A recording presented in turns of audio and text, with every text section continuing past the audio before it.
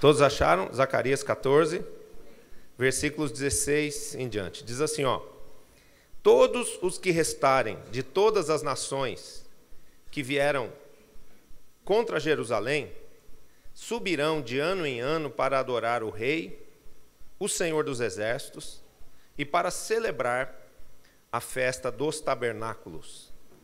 Se alguma das famílias da terra não subir a Jerusalém para adorar o Rei, o Senhor dos Exércitos, não virá sobre ela a chuva.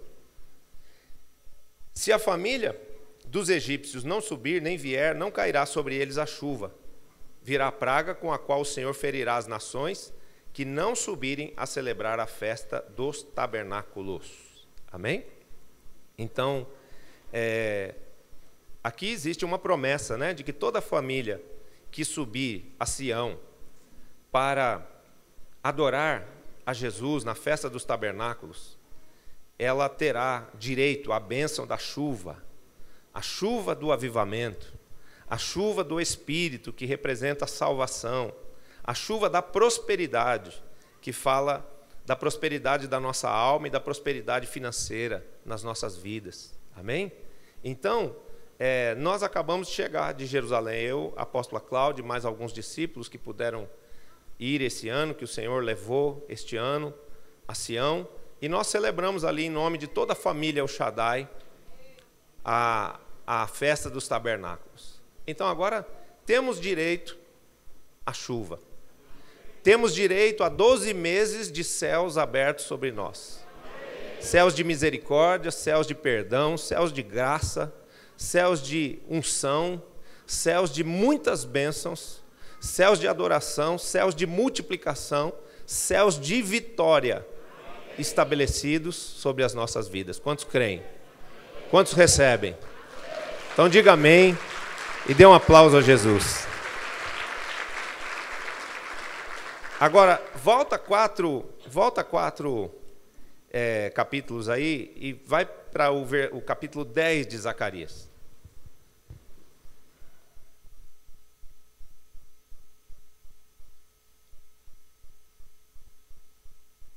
Agora vê o que está escrito aqui, ó. Pedi ao Senhor chuva no tempo das chuvas serôdias, ao Senhor que faz as nuvens de chuva e dá aos homens aguaceiro, e cada um erva no campo. Amém? O que o Senhor está nos mandando fazer? Pedir essa chuva. Mas apóstolo, o Senhor não falou que o Senhor trouxe a bênção da chuva, que o Senhor foi lá nos representar, que o Senhor foi lá e porque o Senhor adorou a Jesus na festa dos tabernáculos, nós temos direito a essa chuva? Sim. Todas as coisas já nos foram dadas em Cristo Jesus. Todas as coisas que precisamos, que necessitamos, que desejamos, estão prontas, sendo o nosso depósito, sendo algo como um direito nosso nas regiões celestiais em Cristo Jesus. Mas a Bíblia também diz que devem ser em tudo conhecidas as nossas petições diante de Deus. E Deus não nos dá nada se Ele não encontrar no nosso coração desejo, vontade. Amém? Então o que nós vamos fazer agora? Você vai ficar de pé e você vai orar pela sua própria vida e você vai pedir que essa chuva prometida em tabernáculos, ela venha sobre a sua vida. Ela cubra a sua vida espiritual, porque isso fala de céus abertos que vão te levar à intimidade de Deus. Que seja um céu de graça sobre você, de favores, de você alcançar graça aos olhos de Deus e também dos homens, né? Um céu de bênçãos para que a sua vida seja abençoada. E um céu de multiplicação, porque o Senhor diz: até nisto eu permitirei que a casa de Israel me solicite, que eu lhes multiplique como um rebanho de santos nas festas fixas de Jerusalém. Nós cumprimos essa festa fixa em Jerusalém, a festa de tabernáculos. E devemos pedir agora que Deus traga essa bênção do crescimento, da prosperidade, da multiplicação, da fartura sobre a nossa vida espiritual, sobre a nossa vida familiar, sobre o nosso ministério, para que Deus faça multiplicar as nossas células, para que Deus manifeste a fecundidade dele na nossa vida. Amém? Isso precisa ser pedido, isso precisa ser desejado por nós, para que o Senhor nos dê. Então, entre em adoração agora, enquanto o louvor vai ministrar ao coração do Pai.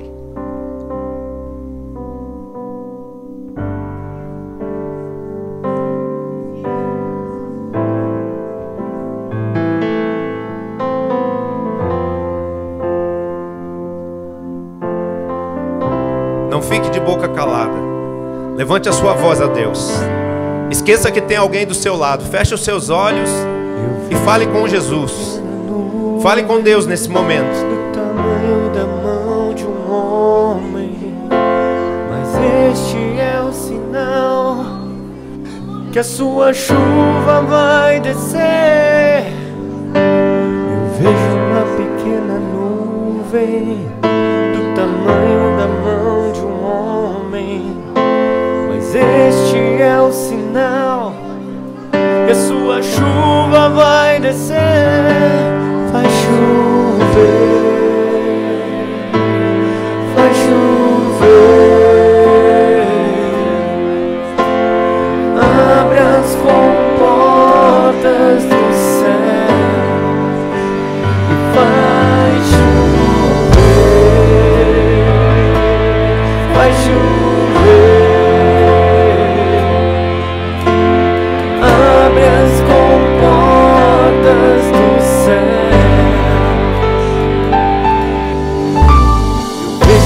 Pequena nuvem do tamanho da mão de um homem, mas este é o sinal que a sua chuva vai descer.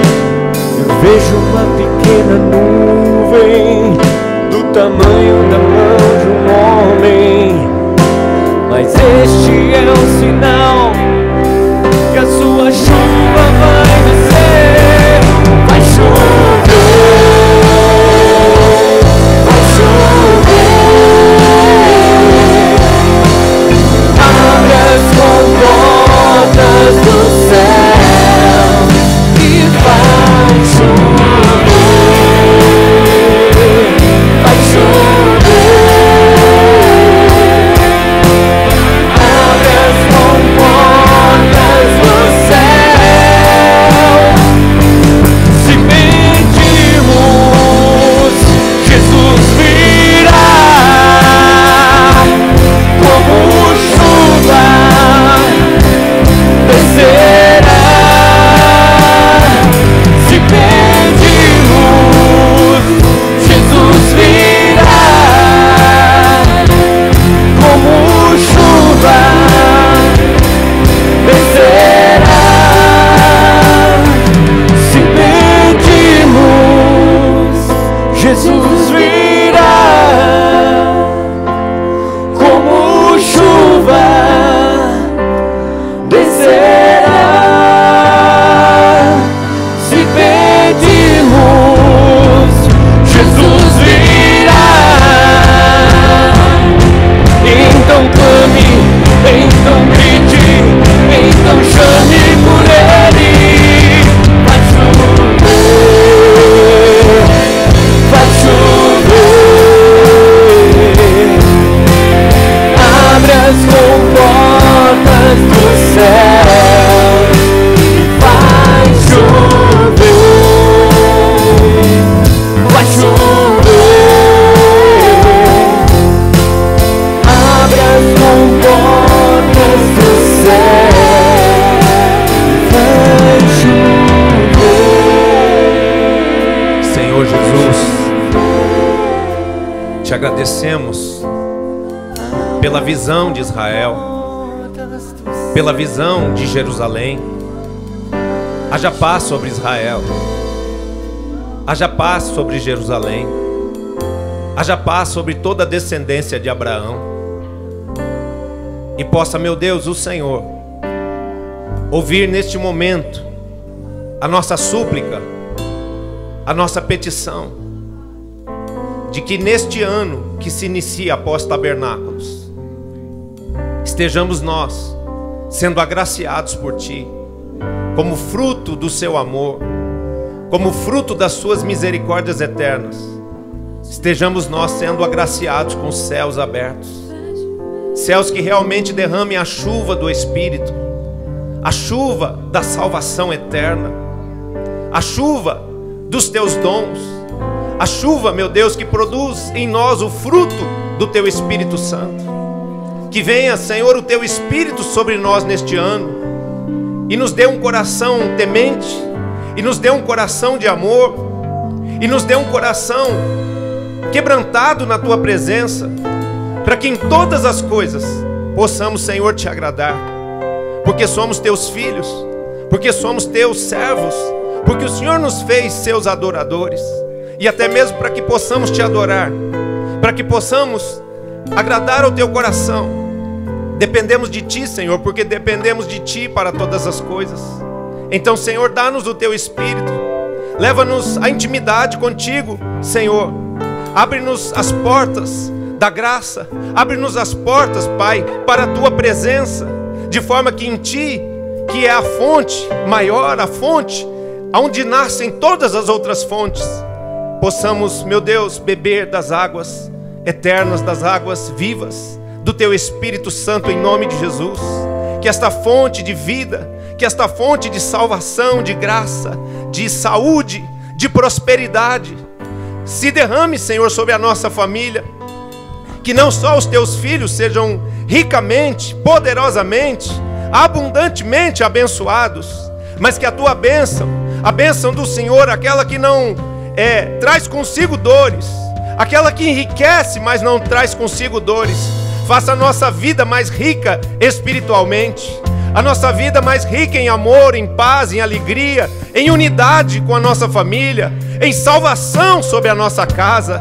Que o Senhor abençoe as famílias aqui representadas, que o Senhor abençoe todas as famílias do ministério El Shaddai, Senhor, e que sobre cada família haja céus abertos de salvação, de bênçãos sem medida, como o teu Espírito já profetizou neste altar, em nome de Jesus. Que venha, Senhor, o fruto da terra, que venha a tua novidade, a abençoar as nossas vidas, abençoar as nossas mesas, abençoar as nossas despensas, abençoar, Pai, a nossa vida material. Que o Senhor faça o teu povo prosperar largamente, dando ao teu povo uma alma generosa, uma alma próspera, Senhor, em nome de Jesus. E que o Senhor traga a tua bênção de saúde, a saúde espiritual, a saúde emocional, a saúde física sobre nós, sobre a nossa casa, sobre a nossa família, sobre o nosso ministério, porque nós te pedimos, Pai, uma alma saudável, para podermos consolidar, para podermos discipular,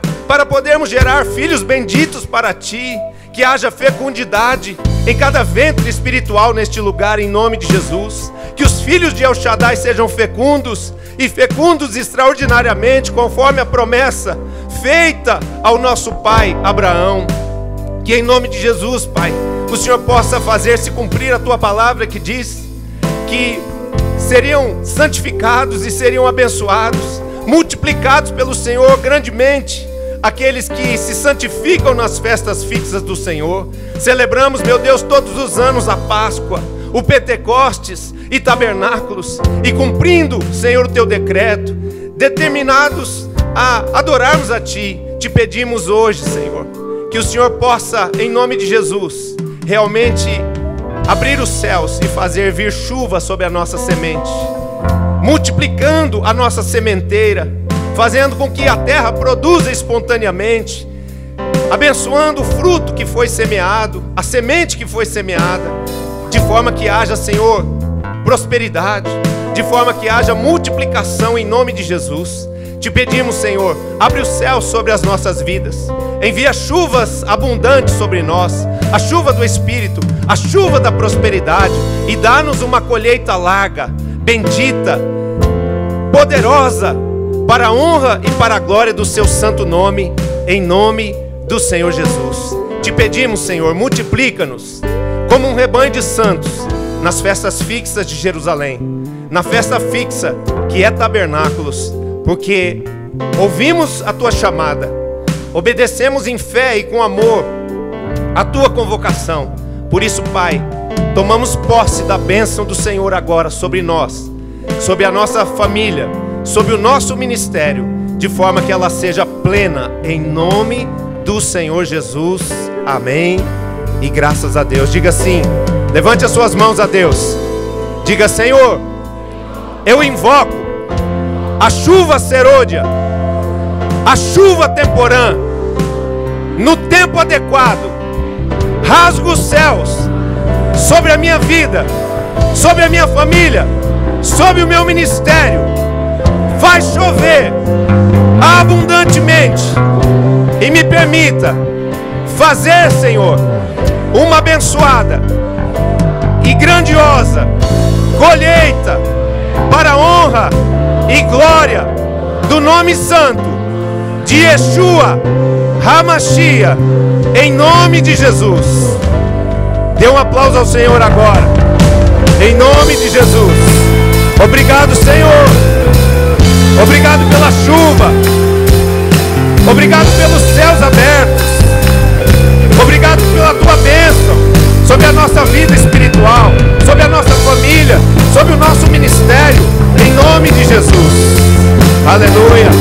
Pode dar um aplauso mais longo, mais forte ao Senhor aí. Glória a Deus.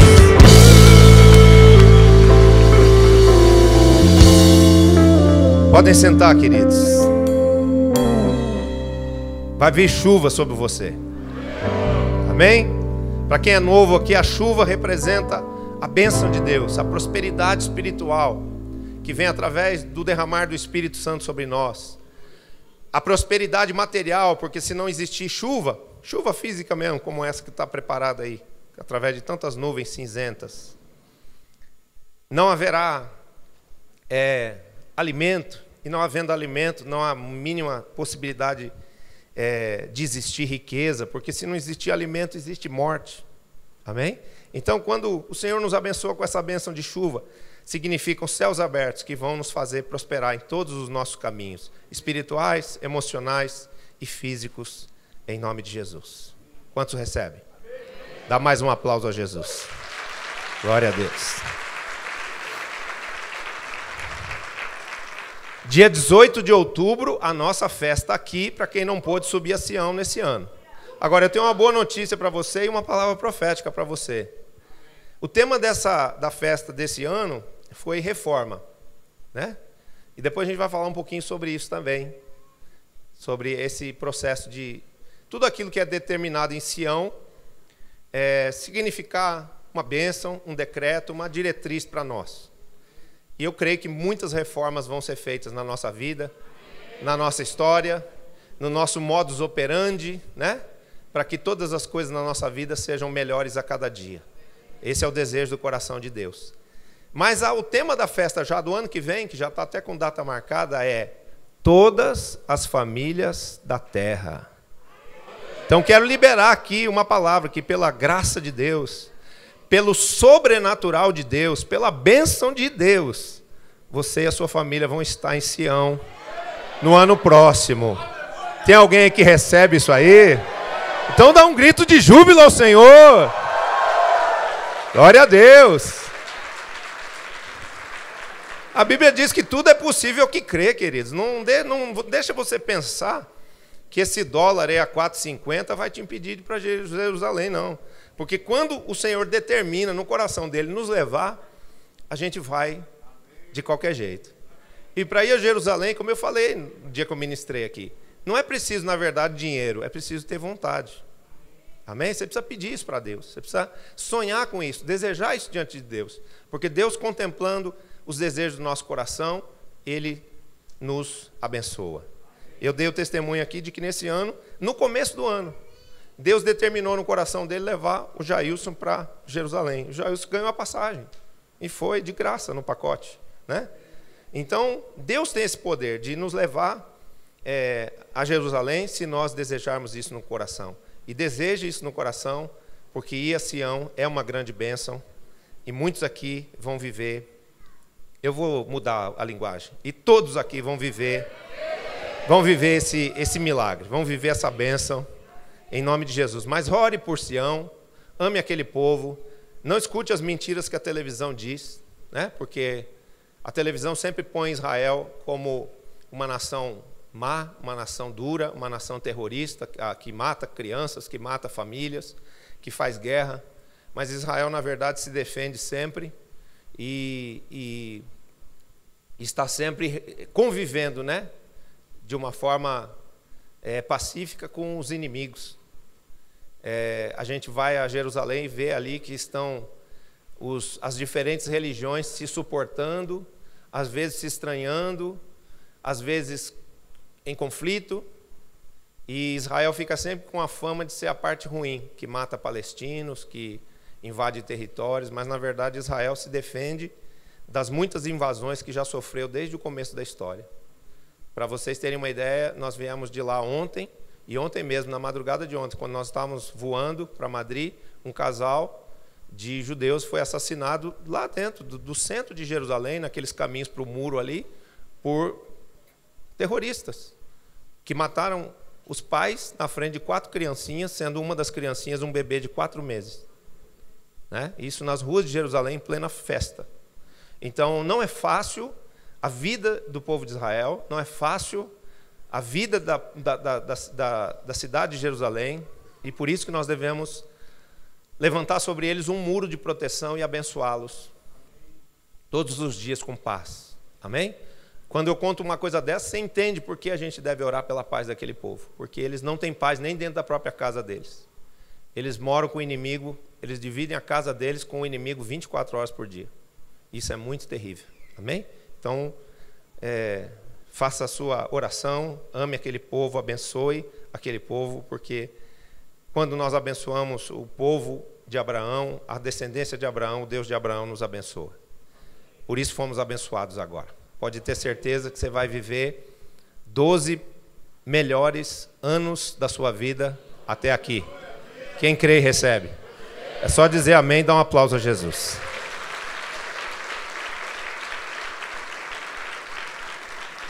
Por que eu coloquei até aqui? Porque vai ser o melhor ano da sua vida em comparação com o que passou. E não quero limitar os que virão pela frente. Porque o Senhor vai te levar de glória em glória, de vitória em vitória. Quantos creem nisso? Abra aí a palavra comigo em Mateus 9:35.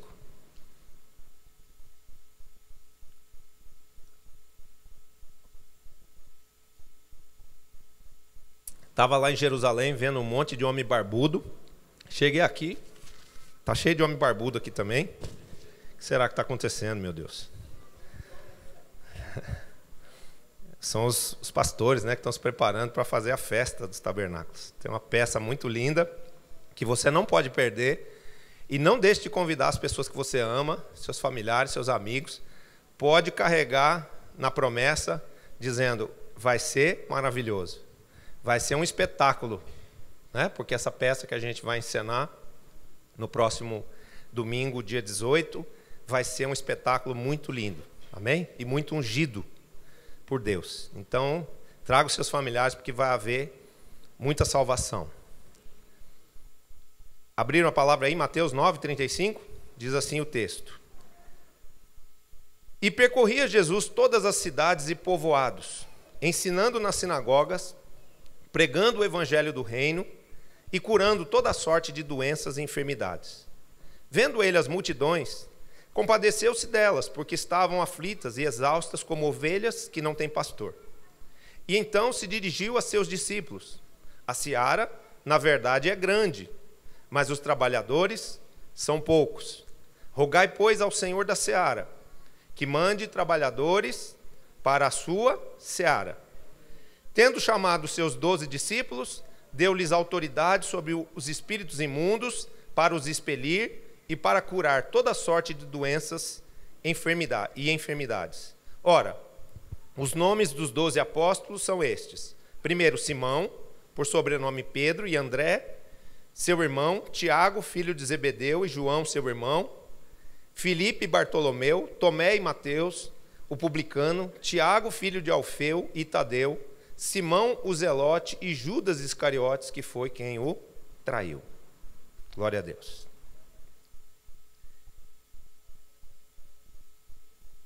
Jesus, queridos, foi, é e sempre será o nosso modelo. Para Ele deve convergir toda a nossa adoração.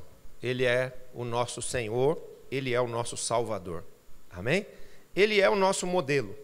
É em Jesus que nós devemos nos espelhar. A nossa vida e o nosso estilo de vida. Quando eu digo a nossa vida, eu estou falando da nossa vida espiritual, daquilo que somos, e o nosso estilo de vida, a forma como vivemos, a forma como pensamos, como falamos, como agimos. devem sempre imitar Jesus. Em tudo que eu fizer, cada decisão que eu tiver que tomar, as minhas palavras eu devo avaliá-las sempre. As minhas atitudes, sempre antes de ter uma atitude, de tomar uma decisão, de fazer algo, eu devo pensar, eu devo refletir e dizer o que Jesus faria em meu lugar.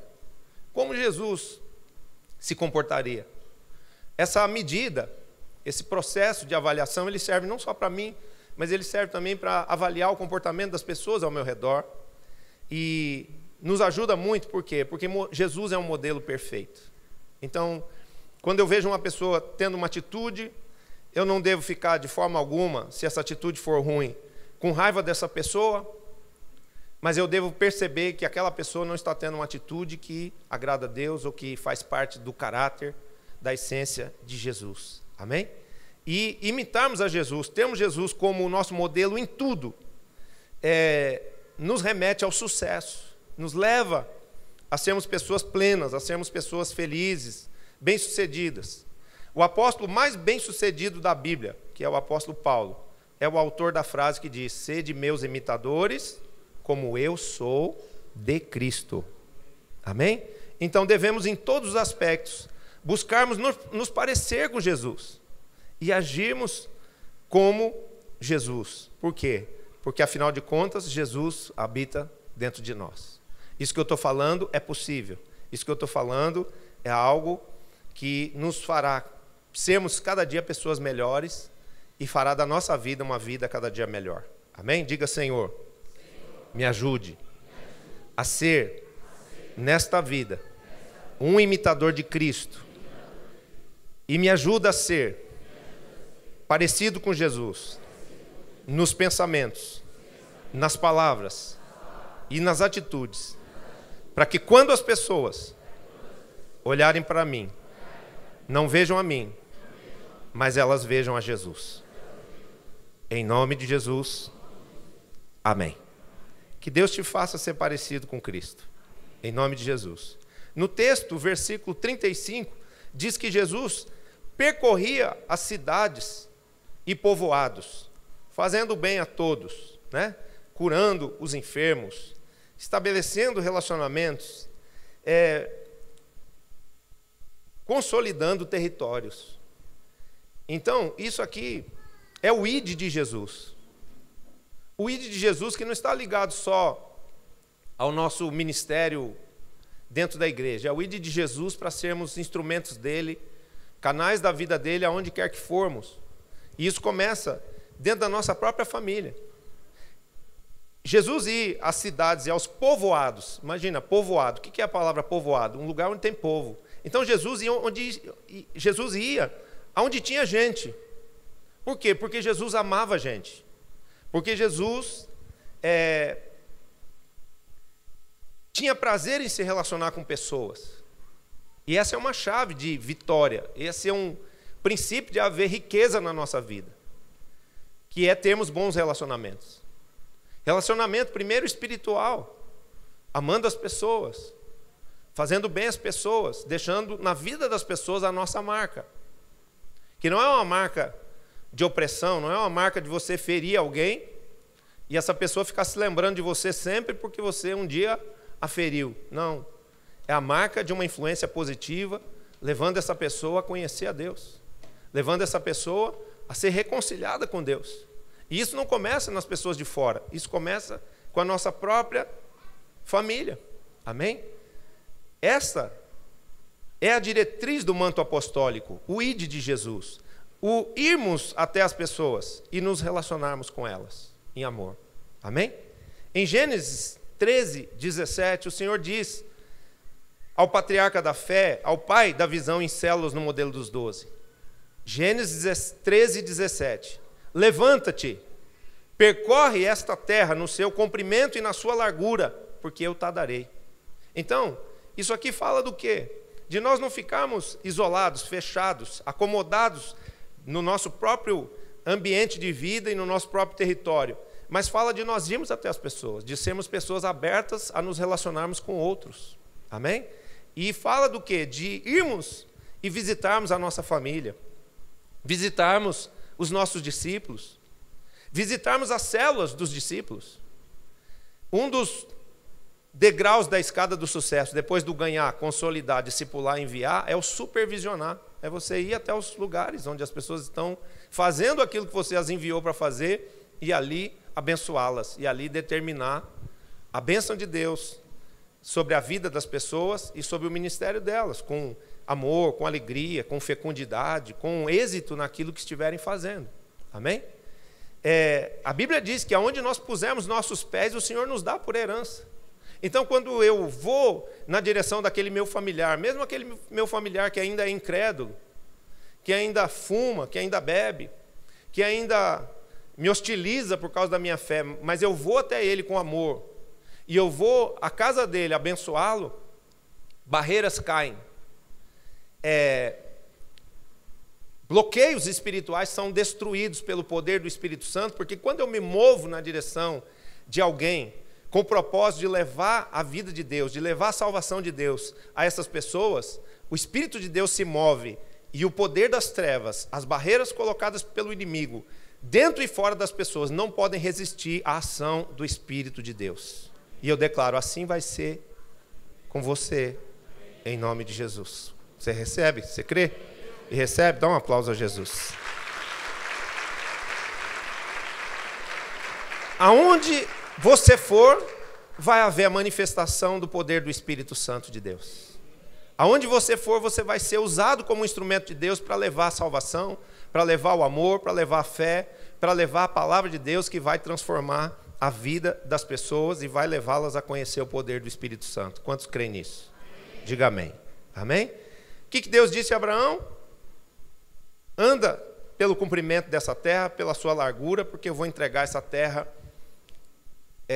como uma possessão sua. Então, quando eu vou aos lugares, Deus entrega ali para mim territórios. Deus entrega vidas nas minhas mãos. Deus me faz ser, naquele lugar, um conquistador de almas, um conquistador de novos territórios.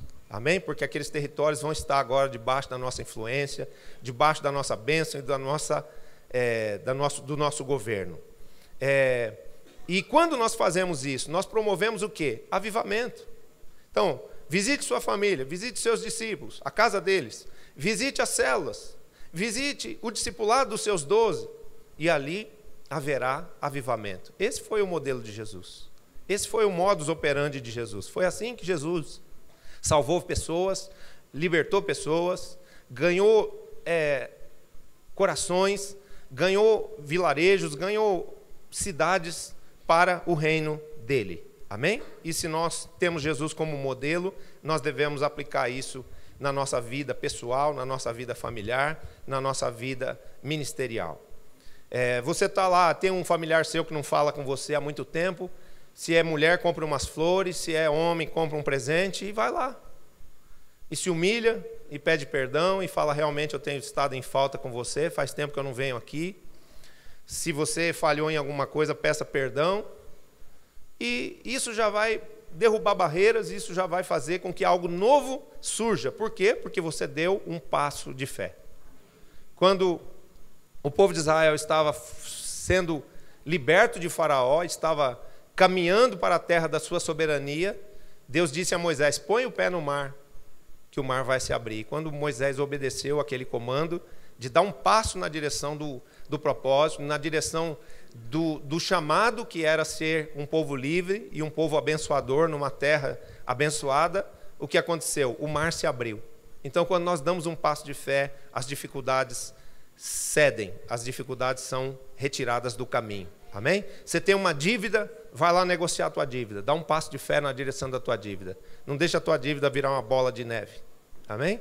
Vai e põe o pé lá no território, fala com o gerente, fala com quem você está devendo, pede perdão, se humilha, dá um passo de fé na direção de começar a pagar aquilo, ainda que seja com pouca coisa, mas o que as pessoas estão querendo ver é isso, né? Uma atitude que realmente se pareça com Jesus nas nossas vidas. Amém? A segunda coisa que esse texto nos ensina é que Jesus ensinava nas sinagogas. A palavra rabi ou rabone, ela quer dizer mestre. E Jesus nos mostrou o quanto é importante nos dedicarmos ao ensino. Às vezes nós queremos das pessoas resultados, Mas nós não temos o tempo, o investimento de tempo e de paciência suficiente para ensinarmos às pessoas aquilo que nós esperamos delas. E isso começa de novo em casa.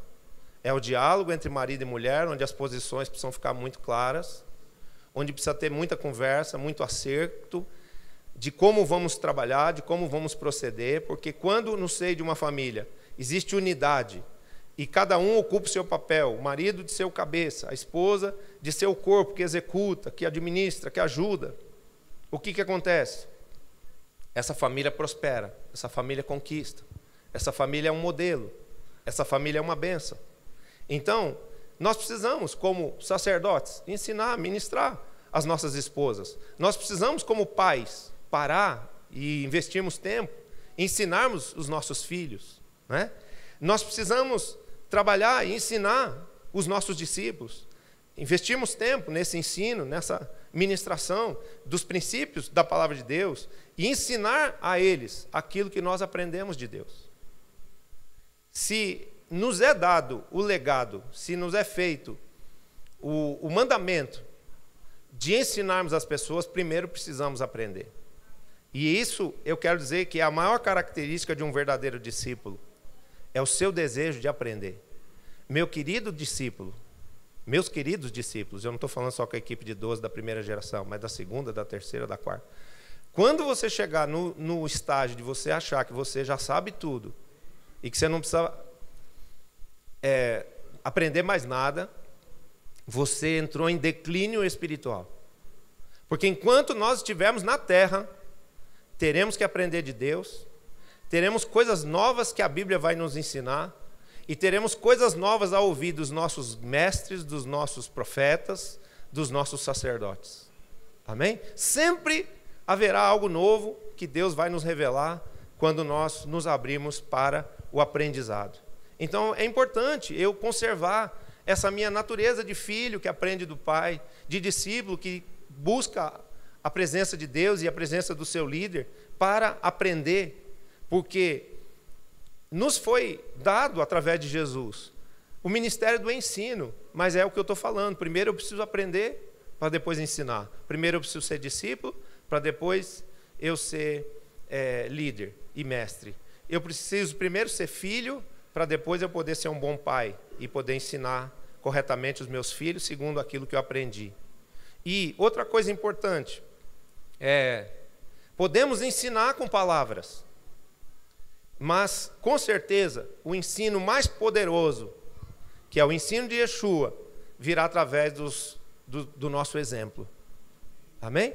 As palavras têm o seu poder, as palavras têm a sua importância, e como eu disse, a gente precisa investir tempo em conversar com o nosso cônjuge, em conversar com os nossos filhos, em investir em ministrar os nossos discípulos, individualmente, coletivamente, no meio da multidão. Jesus fazia isso o tempo todo, mas o ensino mais poderoso virá através do nosso exemplo. E nesse aspecto, se a gente está nesse processo de querer ser parecido com Jesus, eu preciso estar sempre me avaliando e prestando atenção nas atitudes que eu tenho, no estilo de vida que eu tenho, para ver que testemunho eu estou dando para os meus discípulos. Amém? Porque as pessoas buscam sim as palavras, elas se interessam sim pelo ensino que vem através de palavras, mas elas prestam muito mais atenção e elas são muito mais transformadas através do exemplo de vida que você dá. O exemplo de amar, o exemplo de falar a verdade, o exemplo de não mandar as pessoas fazerem uma coisa que você não faz, o exemplo de adorar Jesus sempre. Se você for um adorador, seus discípulos vão ser adoradores. Se você é uma pessoa zelosa dos princípios, as pessoas que vão ser ensinadas e cuidadas por você vão ser zelosas dos princípios. Se você for incrédulo, as pessoas serão incrédulas. Se você for uma pessoa que fica questionando tudo, as pessoas vão questionar também, os seus discípulos vão questionar também. Então, nós precisamos prestar atenção em nós mesmos, nos examinarmos, como foi ministrado na última palavra de discipulado que eu deixei para as equipes de 12 antes de Jerusalém. E nesse autoexame, nós prestarmos atenção em que exemplo estamos deixando para os que estão ao nosso redor. Os filhos, a esposa, os discípulos, as pessoas no meu ambiente de trabalho. No seu ambiente de trabalho, todo mundo sabe que você é cristão. Por quê? Porque você fala como um cristão. Você diz amém, você diz graças a Deus, você diz Deus te abençoe, você diz deixa eu orar por você, você fala as coisas em nome de Jesus. Mas não basta só falar coisas em nome de Jesus, precisamos agir como Jesus agiria. E agir como Jesus age significa não chegar atrasado, trabalhar com zelo, com afinco, não viver com murmuração, não dar um testemunho de ingratidão em relação às coisas. Há pessoas que vivem reclamando da vida e reclamando de tudo que elas têm, que foi dado por Deus. E quando elas murmuram, elas perdem a bênção. Quando elas murmuram, elas acabam entrando numa rota de pecado que as separa de Deus e também das bênçãos de Deus.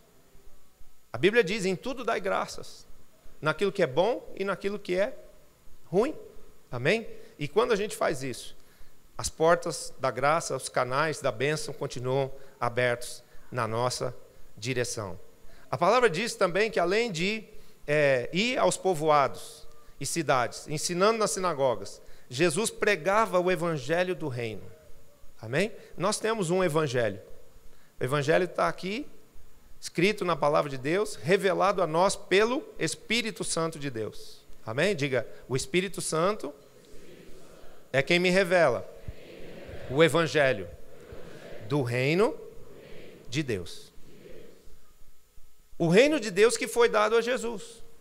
A palavra de Deus diz que Deus deu a Jesus toda a sua plenitude. Ele deu o seu reino. E Ele não deu o seu reino só a Jesus. Ele deu o seu reino a Jesus e àqueles que foram salvos por Jesus. A Bíblia também diz, não temais, ó pequenino rebanho, porque aprove ao vosso Pai Celestial dar-vos o seu reino. Então, no reino tem muita vida, no reino tem muita alegria, no reino tem muita paz, no reino tem muita unção, no reino tem muitas bênçãos, no reino tem muitos afazeres.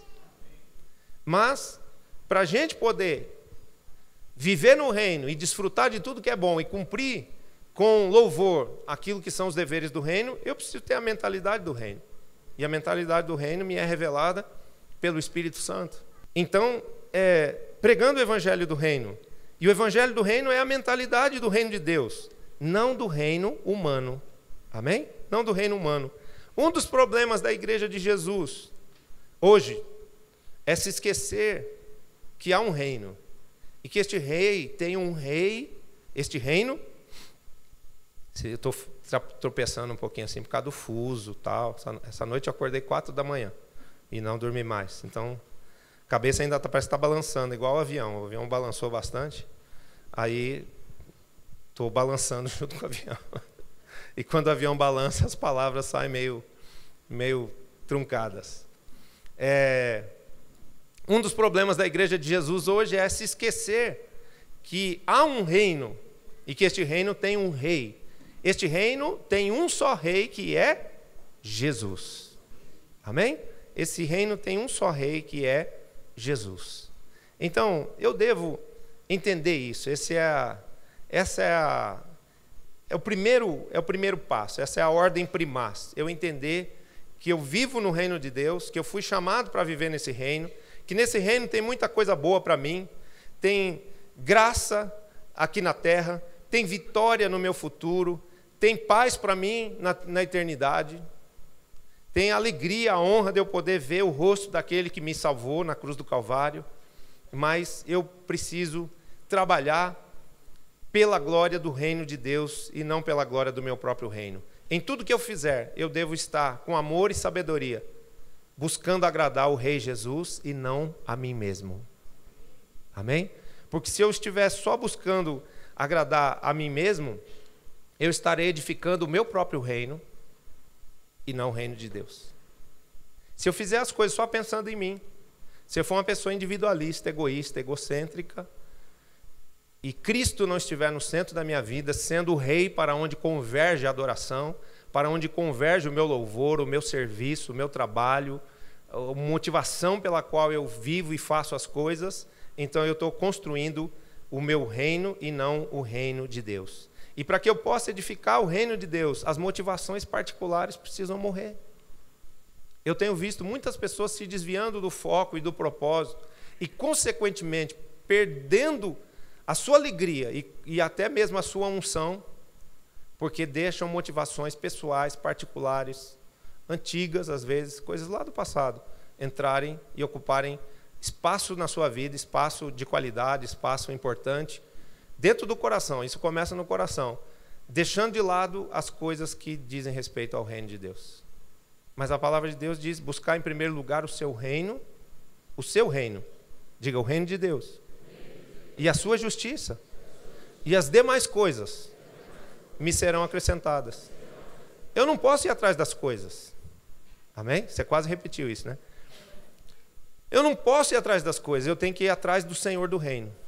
E quando eu vou atrás do Senhor do reino, quando eu sigo a Jesus, quando eu adoro a Jesus, quando eu me preocupo em agradar o coração de Jesus, sendo santo, sendo fiel, sendo parte de um todo,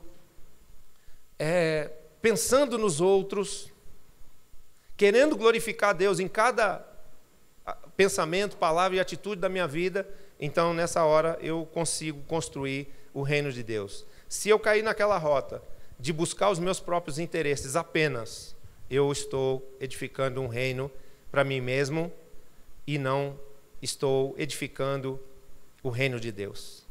É como adorar a Deus só para poder conseguir coisas, benefícios para si. É como fazer discípulos para mim mesmo e não para Deus. Amém? O que Deus quer? Que nós sejamos servos e adoradores de Deus e não adoradores de homens. O que Deus quer? Que nós estejamos fazendo convergir todo o nosso amor, toda a nossa obra para a glória de Deus e não para a minha própria glória. Eu não posso viver no reino trabalhando para ficar conhecido, para ficar famoso, para ficar rico, porque se eu for buscar essa glória humana, eu vou entrar num desvio, eu vou incorrer o perigo de tropeçar e cair num descaminho. E se eu fizer isso, o que acontece? A minha vida não será completa como Jesus havia projetado. Como a sua vida vai ser completa e completamente feliz?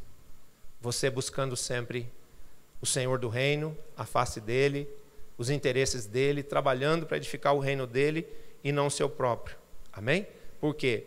Porque esse é o nosso chamado em Cristo Jesus. Sermos cumpridores dos deveres do reino, mas também sermos abençoados com tudo que o reino nos dá, ou seja, toda a plenitude na terra e também a vida eterna no céu. Quem crê nisso e recebe, dá um aplauso a Jesus.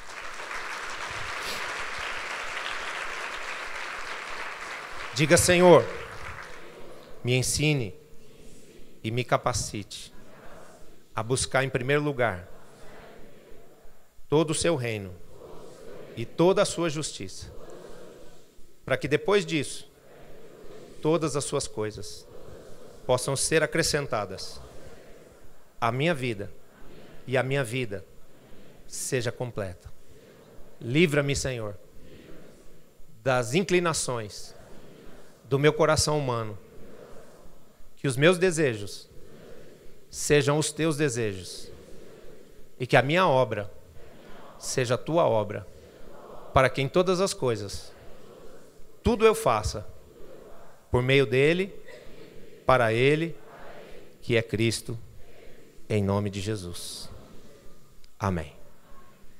Terceiro aspecto desse texto aqui: Jesus ia por todos os lugares ensinando o evangelho do reino, curando toda sorte de doenças e enfermidades. Fomos chamados em Cristo para sermos curados. Quantos curados nós temos aqui? Quando eu falo curado, não estou falando de cura física só.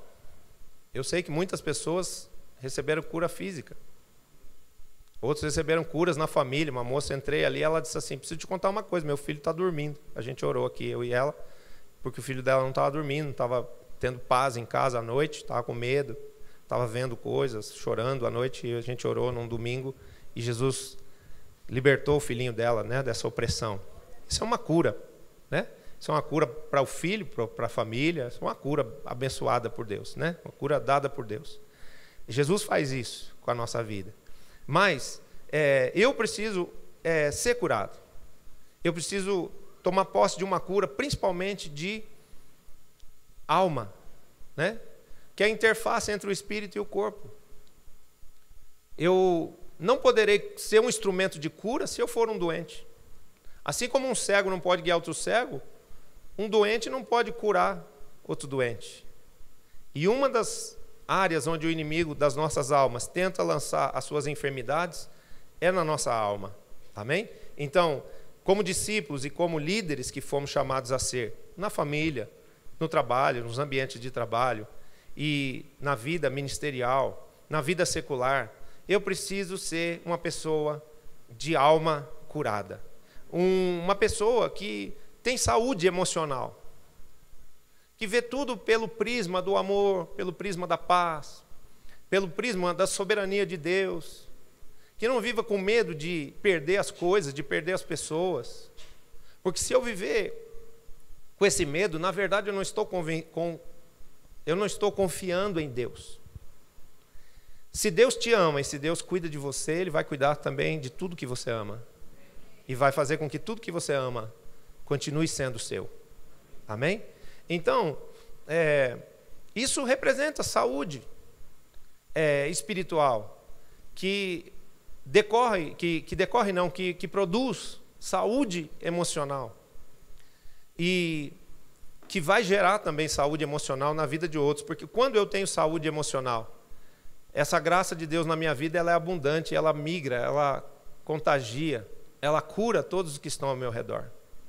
Um líder curado, ele cura uma multidão. Agora, uma multidão curada não cura um líder doente. O apóstolo René um dia falou isso, eu nunca mais esqueci disso, numa ministração, num seminário. Ele disse assim: uma igreja inteira saudável não cura um pastor doente. Mas um pastor saudável, ele cura uma igreja inteira doente. Amém? Porque a cura emana daqueles que são líderes.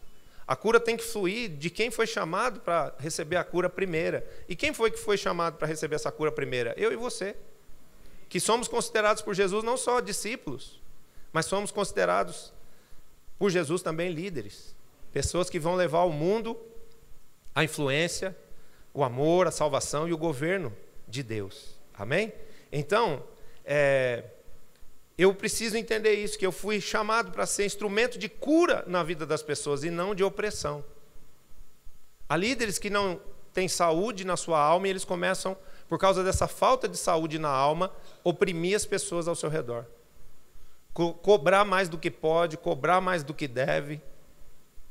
E isso é ruim, porque a opressão gera feridas.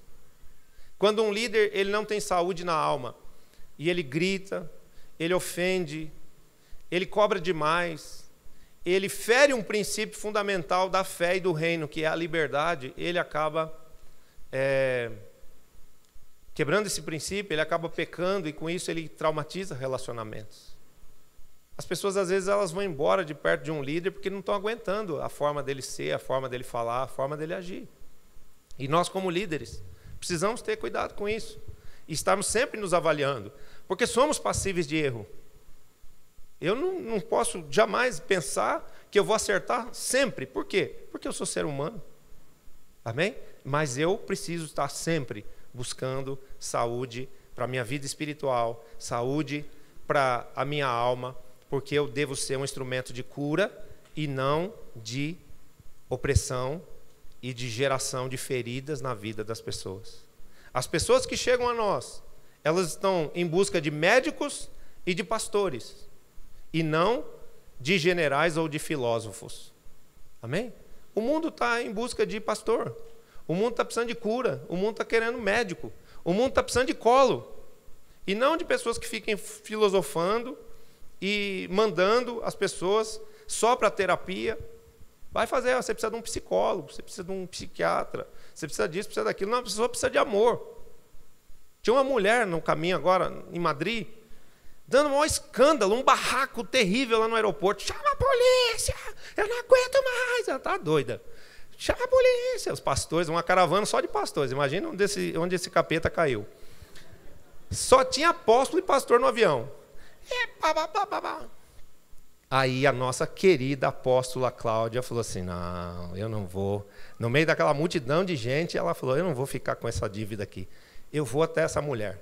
E aí ela foi devagarinho, primeiro reconhecendo a dor da mulher lá, né? Dizendo, não, querida, olha, fica tranquila. Ela estava nervosa assim porque o voo tinha sido cancelado e a gente estava esperando já há muitas horas, todo mundo sentado lá no aeroporto querendo vir embora. E ela preocupada, porque ela estava com uma criancinha de 2 anos e muito descontrolada. Ela tinha bebido, foi aí que o inimigo achou espaço para fazer ela fazer aquele escândalo.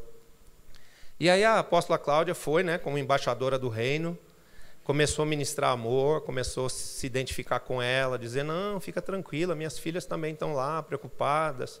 Uma das minhas filhas até chorou, porque achou que isso tivesse qualquer coisa a ver com um tufão que teve aí não sei aonde e tal. Mas, na verdade, foi um problema técnico que teve no avião. Fica em paz aqui. Ela, não, eu vou para a polícia, eu vou para a polícia. E aí aquela dose de amor foi acalmando ela. Dali a pouco eu já vi que ela estava, a apóstola Cláudia, com a mão na cabeça da moça lá. E não era orando, nem expulsando o cão. Era fazendo carinho. Porque o amor é o vínculo da perfeição. E o amor quebranta o coração, o amor abranda a ira, o amor tira o furor das pessoas, né? Então ela foi se acalmando. E outra coisa que o diabo detesta é cheiro de amor, perfume de amor. Se você estiver lá com a mão na cabeça de alguém, mandando o diabo sair, e ele não obedece, dá um abraço na pessoa, começa a beijar ela. Beijar endemoniado é uma missão difícil, né? Mas funciona. Funciona. Eu expulsei um demônio lá na Itália uma vez, na França, perdão, beijando um menino lá que estava endemoniado, se jogando contra o púlpito lá, né? É uma técnica de Jesus, é uma estratégia que vem do céu, né? Que funciona, porque o diabo, se tem uma coisa que ele desconhece, é o amor. O amor contra o maligno, ele é uma arma secreta, amém? Então, o que aconteceu? Aí eu aproveitei o ensejo lá e já comecei a me aproximar também. Falei, vou falar com essa moça aí. Aí, dali a pouco, deu outro surto nela. Ela levantou de novo. Eu vou para a polícia. Pegou o filho no colo, amiga, falando para a apóstola Cláudia e para a outra menina que estava junto, a outra discípula. Me ajuda, eu preciso ir na polícia, eu preciso chamar a polícia. Tal. Aí ela passou por mim, né? Ela veio na minha direção. Eu falei, querida, deixa eu falar uma coisinha para você. Eu vou te dar um conselho. Eu acho bom, manso, assim, meigo, sabe, amiguinho, conselheiro. Uma mulher completamente endoidecida. Eu acho melhor você não ir na polícia. Porque você está com um cheiro de álcool muito forte. Você bebeu?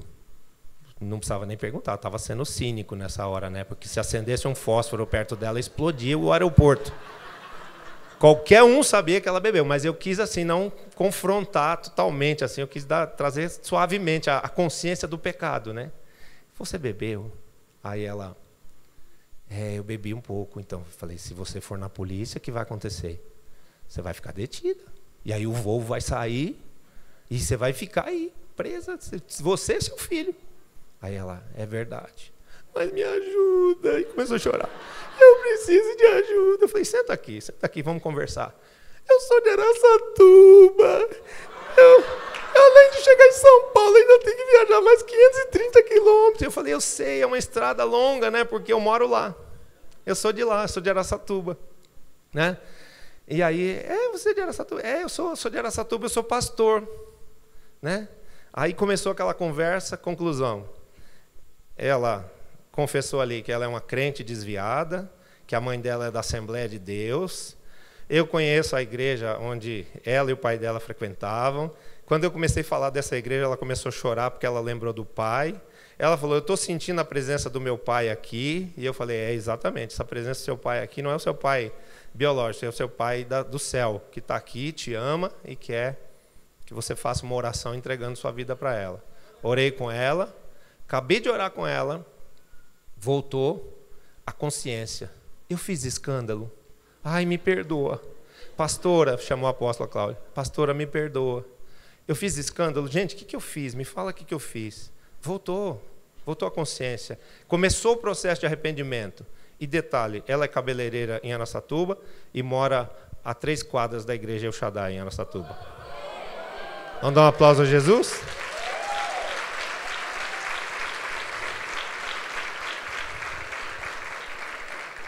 Diga comigo, as pessoas que chegam a nós estão necessitadas de médicos e de pastores, não de filósofos ou de comandantes.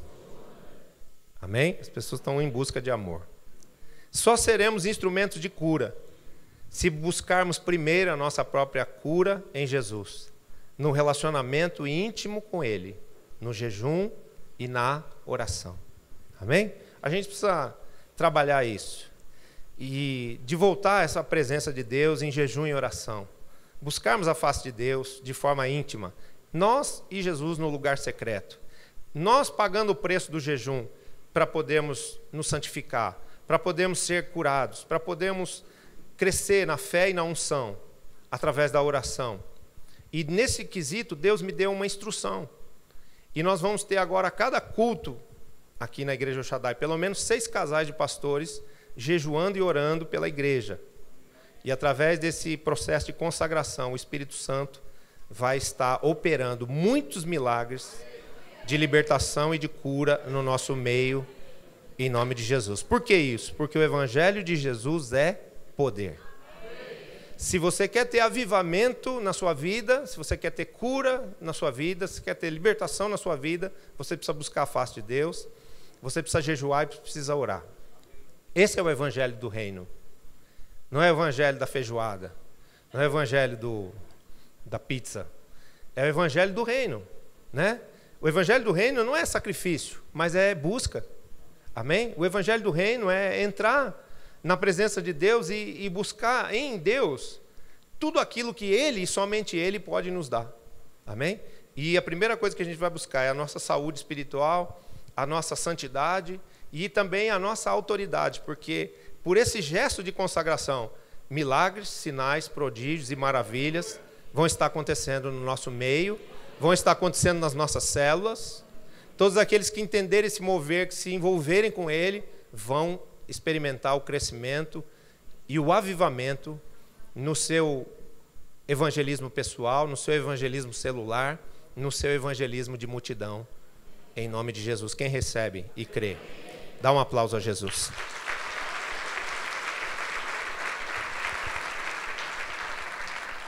E a última coisa que diz esse texto: vendo ele as multidões, compadeceu-se. Amém? Jesus nos trata com compaixão. Jesus, ele se associa conosco, ele se associa à nossa dor. Outro dia um psicólogo, ele estava dizendo algo para mim importante. Ele disse assim: a gente não deve negar a dor das pessoas, porque a dor é uma coisa muito particular. Então, quando alguma pessoa vier se queixar para mim que está com uma dor, que está sofrendo, que está angustiado, que está oprimido, não adianta dizer, isso não é nada, a hora que passa. Não. Eu devo primeiro me identificar com a pessoa e dizer, não, eu compreendo o que você está sentindo, eu acredito na sua luta e eu quero me colocar do seu lado para que a gente juntos possa vencer isso. Nós vamos nos associar nesse processo e Jesus vai nos dar a vitória. Essa é uma atitude pastoral, essa é uma atitude de amor. Amém? E o que move isso? A compaixão. Jesus, ele veio aqui ao mundo e se tornou homem para poder gerar identificação conosco. Nós nos identificarmos com ele e ele conosco. Ou seja, Jesus, a palavra de Deus diz que ele sabia o que era sofrer, porque ele foi um homem de carne e osso, que viveu aqui nesse mundo mergulhado no pecado. Então, Jesus sofreu a dor das afrontas, Jesus passou por muitos problemas que nós passamos, de ser rejeitado, de ser inferiorizado, de ser desprezado, de ser desonrado, de ser agredido. E ele sabe o que é a minha dor e ele sabe o que é a sua dor. Ele sabe o que é a minha angústia e a sua angústia. Ele sabe o que é a minha carência e a sua. Ele sabe o que é a minha insuficiência e também a sua. E ele veio na nossa direção justamente para tomar nossa causa, para nos reverter essas situações todas em vitória, porque ele olha para dentro de nós. Amém? Se o nosso modelo é Jesus, nós como líderes que amam, líderes que se compadecem, nós precisamos nos preocupar com as necessidades das pessoas ao nosso redor. Isso começa na nossa casa, onde os maridos precisam ser sensíveis e entenderem as necessidades das suas esposas, pedirem a Deus essa sensibilidade. Essa sensibilidade não vem de você ser mansinho, bonzinho, você ler livros sobre isso. Não, essa sensibilidade vem de você pedir a Deus: Senhor, me ajuda a entender a cabeça da minha mulher. Porque só o Senhor entende isso.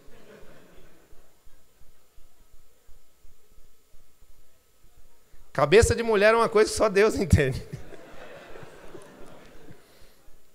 É brincadeira, gente. É só para descontrair o discurso, não ficar pesado. Às vezes os homens têm algumas atitudes também que as mulheres ficam piradinhas, não entendem. Falam, peraí, que negócio é esse? Eu preparei tudo para ele, eu estava aqui no maior love aqui, né? Querendo agradar, querendo ajustar, e deu errado, deu efeito reverso, né? Então, dentro desse desafio do casamento, nós precisamos pedir capacitação de Deus para vivermos bem. E vivermos bem depende de vivermos buscando em Deus amor e compaixão. Não adianta a gente querer só ter compaixão de quem está lá fora, sofrendo, levar comida debaixo da ponte e fazer caridade para os necessitados. Nós precisamos ter misericórdia de quem está mais perto de nós, ter misericórdia do nosso cônjuge, ter misericórdia do nosso filho, ter misericórdia do nosso líder. É verdade, tem hora que você vai precisar ter misericórdia do seu líder. E tem hora que o seu líder vai precisar ter misericórdia de você, porque você é humano. Jesus entende tudo isso. Amém? E diz a palavra, Jesus olhando em meio à multidão, ele via cada rostinho daquele. Entenda uma coisa, Jesus quer que nós sejamos uma multidão. 3 falaram amém. Amém. Eu vou repetir. Jesus quer que nós sejamos uma multidão. Amém. Na visão de Jesus tem uma multidão dentro de cada um de vocês. Amém. É verdade. Cada um aqui representa uma multidão. De pessoas que você vai amar, que você vai ganhar, que vão te seguir e que vão te abençoar muito, porque ter discípulos é uma grande bênção. Amém? Então Jesus, ele quer que nós sejamos uma multidão, mas Jesus não trata a multidão como multidão. Dentro da multidão, cada um tem um nome. Dentro da multidão, cada um tem uma identidade. Dentro da multidão, cada um tem um coração que Jesus consegue ver. Jesus conseguia ver o que os 12 estavam pensando. Jesus conseguia ver o que a multidão estava sentindo. E o que esse texto diz? Que Jesus, olhando para a multidão, se compadeceu dela. Porque olhou ali cada pessoa e viu que cada pessoa tinha uma dor, uma angústia, uma necessidade, uma carência de colo, uma carência de ouvidos, uma carência de ombro para chorar. Amém? Então, vendo que as pessoas estavam exaustas e aflitas, como ovelhas que não têm pastor, ele chamou os seus 12. Olha só. Ele falou, peraí, esse povo aqui é uma multidão. Mas cada um aqui precisa de amor, precisa de conselho, precisa de direção, precisa de cuidado, precisa de gabinete, precisa de orientação, precisa de intercessão, precisa de proteção. E eu sozinho não vou poder fazer isso, embora eu seja Deus. Porque eu vou ter que voltar para o meu Pai. E eles vão ter que continuar sendo conduzidos e apacentados aqui na terra até a minha volta, até que todo o meu reino esteja estabelecido. Então, ele definiu, ele desenvolveu como Deus uma estratégia. Eu vou levantar 12, e cada um dos meus 12 vai levantar mais 12. E se cada um amar de fato e cuidar de 12, todo mundo vai ser bem amado e bem cuidado. E a multidão vai poder crescer sem que as pessoas sejam exaustas e aflitas, como uma multidão que não tem pastor, porque quando a gente é 12, se a gente é 12, isso significa que a gente tem um pastor. Amém? O primeiro pastor, nessa linha, nessa escala, deve ser Jesus sempre, porque ele é o modelo em tudo. Amém? Às vezes o nosso líder está fazendo uma coisa que não parece com Jesus. Então eu devo, nessa hora, não me desesperar, não ir embora. Eu devo olhar para Jesus e Jesus vai me ministrar e Jesus vai me apacentar. Mas se eu sou discípulo de alguém, se eu sou 12 de alguém, então eu tenho pastor. E os 12, eles não são fruto de opulência, nem de uma sede de conquista, nem de um exercício de opressão, mas eles são instrumentos de amor, a serviço de Deus e a serviço das multidões. Amém? Quem é que vai ter uma multidão? Quem estiver disposto a servir. Quem estiver disposto a se deixar usar por Jesus. Amém? Se eu estiver disposto a amar e a servir a Jesus, então as multidões virão a mim, isso vai ser automático. Isso vai ser uma continuidade só de cada passo de fé que eu der, na direção de ir, de ensinar, de pregar o evangelho do reino, de orar para que as pessoas sejam curadas, de fazer o trabalho simples e o trabalho cotidiano de alguém que tem Jesus no seu coração. Viver o evangelho do reino não é difícil. Viver a visão em células no modelo dos 12 não é difícil. O difícil é viver lá fora, no mundo, no pecado. O duro é viver sem norte, sem direção, que é o que Jesus nos dá como nosso verdadeiro pastor. Como nosso pastor maior, como sacerdote, o sumo sacerdote da nossa alma. Amém? E porque essas multidões virão a nós, um falou, amém. Eu vou repetir de novo. Porque essas multidões virão a nós, nós precisamos fazer o que Jesus mandou aqui. Clamarmos por ceifeiros. Pedir que pessoas dispostas a servirem ao Senhor da Seara estejam junto de nós. Isso aqui é uma chave para você ganhar vidas, para você fazer discípulos. Você ter pessoas que venham realmente abertas para aprender, necessitadas de socorro e valorizando a sua influência. É você orar e falar assim: Senhor, me ajuda a ser um instrumento nas suas mãos. Eu quero ser teu imitador. Eu quero ganhar vidas. Eu quero te servir, fazer a tua obra. E quando você pedir discípulos, pedir vidas, siga esse conselho de Jesus aqui, ó. Versículo 38 do capítulo 9. Rogai, pois, ao Senhor da Seara, que mande trabalhadores para a sua seara. São ceifeiros que vão fazer a colheita. Amém?